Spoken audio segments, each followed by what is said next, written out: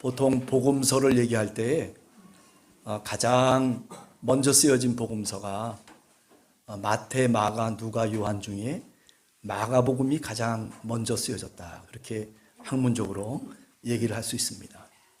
베다니에서 한 여인이 예수님의 머리 위에 향유를 붓지 않습니까? 이 그림도 마태복음에도 나오고 요한복음 12장에도 나오는 장면입니다. 그런데 마가복음에서는 한 여자라고 되어 있어요. 한 여자를 신란하는 사람들이 있는데 요한복음이나 마태복음에 가서 보면 그렇게 신란하는 사람이 누구냐면 바로 예수님의 제자들이고 가룟 유다라고 그렇게 얘기를 하고 있어요. 그러니까 서로가 조금씩 다른 거죠. 그 여자가 도대체 누굴까? 베다니에 자매가 살잖아요. 누굽니까? 마리아와 마르다. 어떤 사람들이 왜 화를 낼까? 마태복음에서 보면 이 어떤 사람들을 제자들이라고 바꿔놨어요. 또 그리고 요한복음에 가서 보면 이 제자들이 아니라 가룟 유다라고 바꿔놨어요. 예수님이 그렇게 저렇게 살아갔던 모든 이야기가 이렇게 관점에 따라서 여러 가지 다른 모습으로 나타나고 있다라고 하는 것을 우리가 성경적으로 알 수가 있습니다. 자, 이것은 이제 서론적인 얘기고요. 자, 우선 첫 번째 3절에 보면 베다니 나병 환자 시몬의 집에 가셔서 예수님께서 식사를 하셨다라고 얘기하고 있어요. 이제 죽음을 바로 앞에 놓고 있는 바로 그 직전이에요. 예수님의 마음이 어땠을까요? 우리가 겟세마네 동산에서 예수님께서 하나님 아버지께 기도하지 않습니까? 뭐라고 기도합니까? 아버지, 내가 이 쓴 잔을 피할 수 있으면 피하게 해주시옵소서. 그러나 내 뜻대로 마옵시고 누구 뜻대로? 아버지의 뜻대로 하시옵소서. 십자가를 지겠다라고 하는 그 결정을 겟세마네 동산에서 하고 있는 모습을 봅니다. 저는 예수님이 참 묻어나시다라고 생각돼요. 죽음이 바로 앞에 와 있는데도 불구하고 베다니 나병 환자, 아마 옛날에 예수님께 치료를 받았던 나병 환자인 것 같아요. 베다니에 살고 있는 시몬이 예수님을 초대한 거예요. 우리 집에 오셔서 식사를 하시면 좋겠습니다. 아니, 예수님의 마음이 어떤 마음이었을까요? 내가 내일 이제 저 유대인들에게 끌려가고 재판정에 서고 별의별 모욕과 괴로움을 당하면서 가야 될 사람인데, 그런데 오늘 성경 말씀을 보면 예수님이 거절을 하지 않으셨어요. 여러분, 우리의 신앙의 삶이 이런 겁니다. 내가 싫더라도, 내가 힘들더라도 오리를 가자면 십리를 가라고 하셨던 예수님의 말씀이 사실은 오늘 이 3절에서 보여주고 있는 겁니다. 죽음을 앞두고 이제 조금만 있으면은 나를 체포하려고 몽둥이를 들고 횃불을 들고 나에게 다가올 그 사람들. 예수님이 왜 몰랐겠습니까? 그런데도 불구하고 이 나병 환자 시몬의 부탁을 예수님은 거절하지 않았다라고 하는 거죠. 여러분, 우리의 신앙도 이런 신앙을 갖고 살아가야 돼요. 여러분, 예수 그리스도를 믿는다는 게 뭐겠습니까? 내 마음대로 내가 원하는 대로 판단하는 게 아니에요. 상황이 내가 꼭 이렇게 해야 됨에도 불구하고 그런데도 내가 오리를 가자면 어떻게? 십리를 가주는 거예요. 이게 예수님의 마음이에요. 이제 예수님 앞에 옥합을 갖고 와서 그 옥합을 깨트립니다. 나드 향유가 담겨있는 옥합이라고 그랬어요. 이 당시 고대 세계로 돌아가 보면 토기에다가 향유를 부어서 그 토기 꼭대기를 탁 잠가버리는 거예요. 그리고 나중에 그 향유를 쓰려면 어떻게 해야 돼요? 그 토기 주둥이를 잘라가지고 깨트려가지고 쓰도록 되어 있는 겁니다. 값비싼 나두 향유라고 되어 있어요. 한 국가의 여왕들이 사용했던 향유입니다. 아주 값비싼 것이죠. 300데나리온은 어느 정도의 얘기입니까? 일반적으로 근로자가 300일을 노동을 해서 벌어들인 액수라고 얘기하고 있는 거죠. 그만큼 한 여자가 예수 그리스도 앞에서 자신의 모든 것을 지금 바치고 있다라고 하는 내용을 우리들에게 설명하고 있는 거죠. 옥합을 깨트렸다. 저는 이 깨트렸다라고 하는 말에 오늘 설교의 포인트를 좀 잡았으면 어떨까 생각을 해요. 그 옥합을 깨트렸기 때문에 이야기들이 전개되고 있는 겁니다. 세상을 살아가면서 신앙인으로 살면서 하나님 앞에 깨트린 것이 있어야 돼요. 나는 무엇을 하나님 앞에서 깨트렸나? 베다니의 마리아든 누구든 간에 이 한 여자는 자신이 가장 소중하게 여겼던 남들에게 쓴 적이 없는 그 옥합을 깨트려서 예수님께 드리는 이 모습. 우리들은 과연 무엇을 주님 앞에 깨트리며 오늘 또 살아가고 있을까? 저 자신에게 묻는 물음입니다. 내 욕심대로 사는 내 모습이 아니라 그죠? 내 가슴 속에 간직하고 있는 한 번도 깨트린 적이 없는 그 무엇을 주님 앞에 내가 깨트려야 된다라고 하는 거죠. 거기서부터 신앙이 출발하는 겁니다.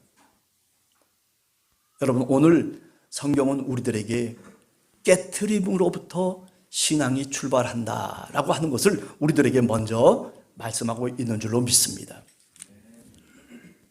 그 다음에 두 번째 우리가 생각할 수 있는 것은 근데 어떤 사람들의 반응이에요. 어떤 사람들.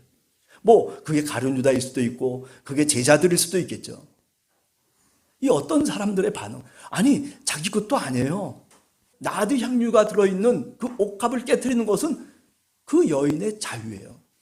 그런데 깨트려서 예수님의 머리 위에다가 그 향유를 부었다라고 하는 것 때문에 뭐라고 얘기합니까? 화를 내면서 그리고 서로 말을 했다. 뭐라고 말을 합니까? 아니 어찌하여서 이 향유를 허비하는가? 종교개혁자 루터는 이 장면을 가르쳐서 뭐라고 얘기하냐면 거룩한 허비라고 얘기를 해요. 거룩한 허비.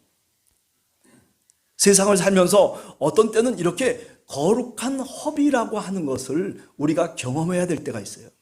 남들은 이 여자의 마음을 몰라요. 밖에 있는 사람들은 자신들이 세상적 관점 속에서 내가 살아온 경험 속에서 그 속에서 남을 판단하는 거예요. 잘됐어, 잘못했어. 이 모든 판단이 사실은 내 주관적인 것 아니겠습니까? 세상 속에서 경험했던 그 경험의 수치를 갖고 그것을 기준으로 해서 사실은 판단하는 것일 뿐이죠. 그런데 오늘 성경 말씀을 보면 이렇게 세상적인 판단과 기준에 의해서 신앙인이 살아가는 것은 아니다라고 하는 거죠. 어떤 때는 이렇게 허비할 때가 있는 겁니다. 아, 저렇게 소용없는 짓을 해? 저렇게 명분 없는 짓을 해? 저거 잘못된 거야? 라고 손가락질을 할 수 있는 그때에도 하나님이 자신에게 말씀하고 그리고 깨닫게 한 그 행동을 그대로 옮겨가야만 될 때가 있다는 거죠. 어떤 것을 깨트리면서 내가 지금까지 살아왔나. 그래요. 어떤 때는 자존심을 깨트린 적도 있어요. 누구 때문에? 예수 그리스도 때문에. 여러분들 직장 생활을 하면서 그런 거 경험하지 않습니까?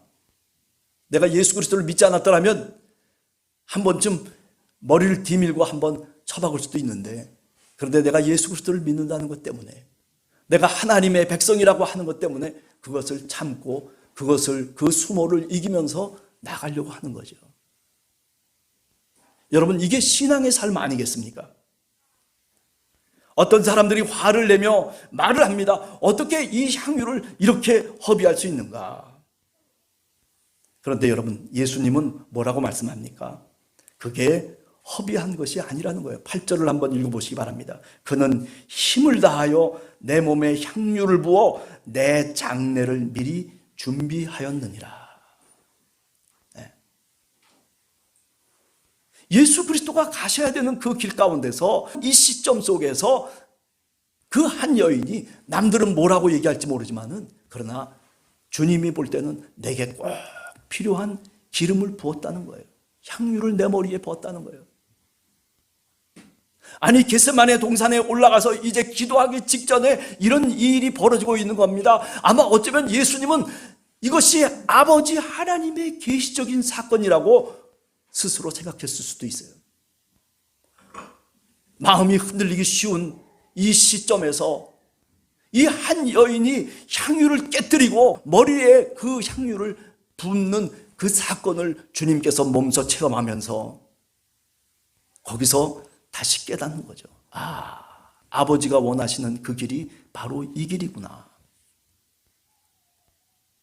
남들은 다 이해할 수가 없어요. 그러나 예수님은 이것이 계시적인 하나님의 그 크신 사건이라고 하는 것으로 느끼는 거죠. 그래, 맞아. 이 길이 내 길이야. 내가 죽어야 돼. 나는 이 길로 가야 돼. 어쩌면 겟세마네 동산에서 예수님이 주여 이 잔을, 이 쓴 잔을 피하게 해주십시오라고 하는 간절한 기도 이전에 이미 여기서 주님은 다시 새롭게 자기 마음을 부여잡은 것입니다. 머리에 붙는 이 사건을 통해서 주님은 다시 한번 자신의 마음, 내가 십자가로 가야 되겠다라고 하는 마음가짐을 갖고 그 길로 나서기 시작하는 겁니다.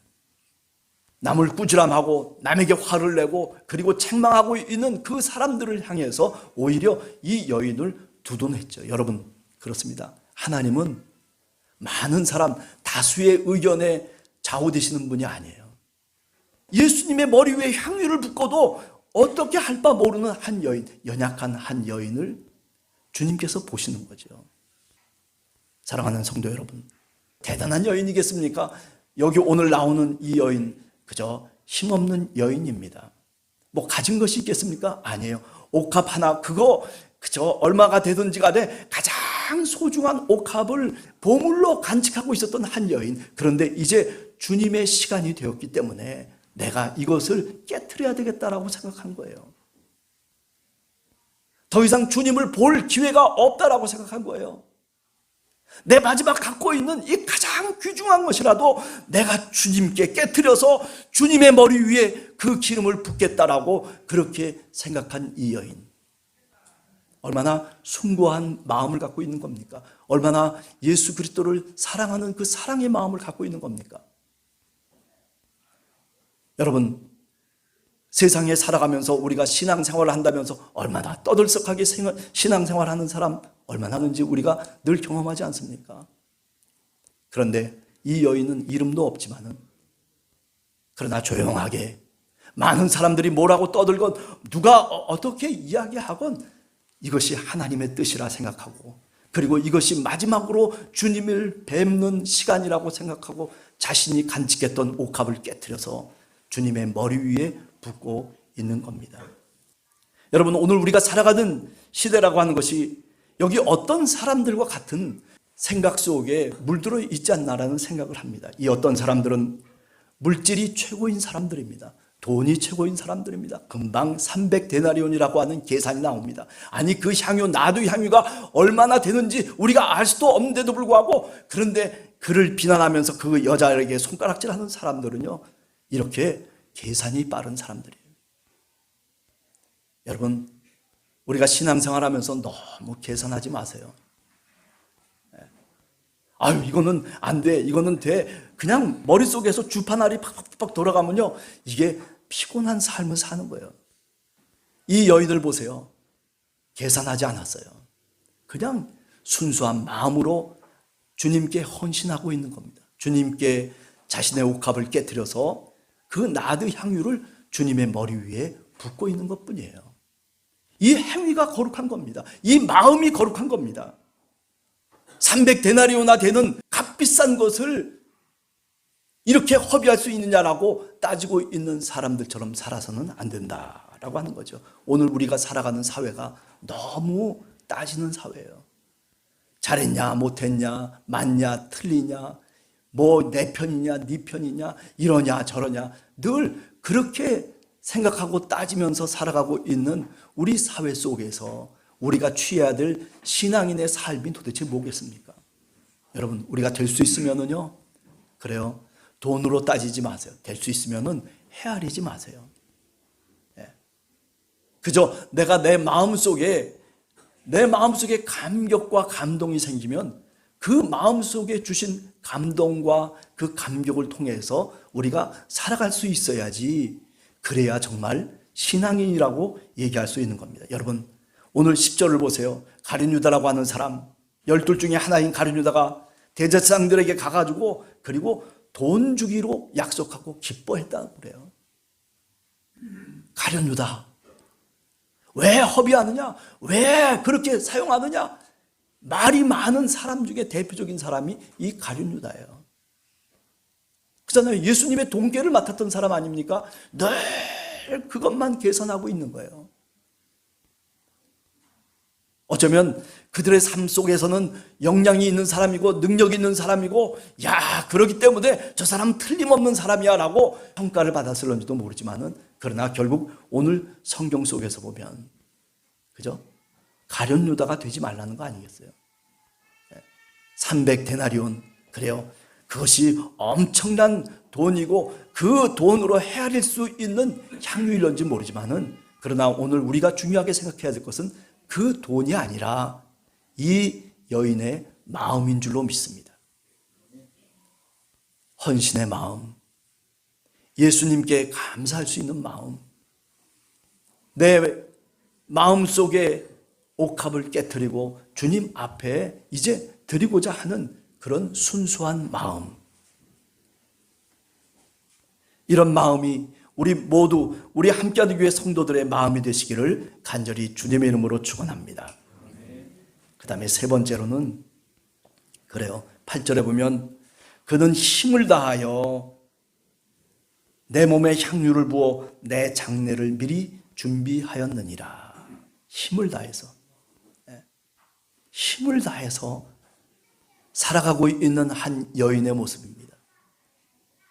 우리가 무슨 많은 것을 배웠느냐, 아니면 어떻게 자격이 어떠냐, 이런저런 사람들의 이야기들을 얘기할 수도 있겠지만은, 그러나 오늘 성경 말씀을 통해서 보면 힘을 다해서 살아가는 사람, 내 마음과 뜻을 다해서 성실하게 살아가는 사람, 그 사람을 오늘 이 한 여인이라고 지목하고 있는 겁니다. 여러분, 우리가 신앙의 삶도 마찬가지예요. 힘을 다해서 우리가 신앙의 삶을 살아야 돼요.